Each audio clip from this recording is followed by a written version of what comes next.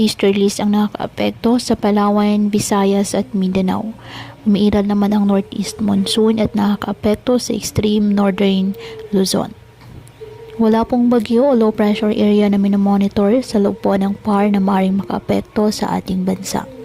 Ngayong araw, apektado ng easterlies ang Bicol Region, Eastern Visayas at Caraga, kaya asahan ang maulap na halangitan na may kalat-kalat na mga pag-ulan.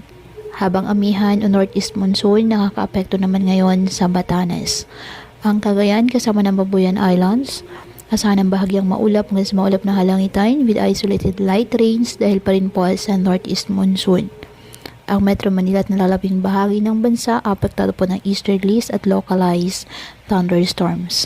Kaya patuloy po na pinag-iingat ang ating mga kababayan sa banta po ng mga pagbaha or landslide, lalo na kapag may malalakas na ulan, at ugaliin po na magdala palagi ng payong o kahit anong panangga sa ulan kapag lalabas ng ating mga tahanan. At yan po muna ang update sa lagay ng panahon ngayong araw. Muli patuloy po tayo na mag-ingat at palaging tandaan, God loves you. Stay safe and God bless.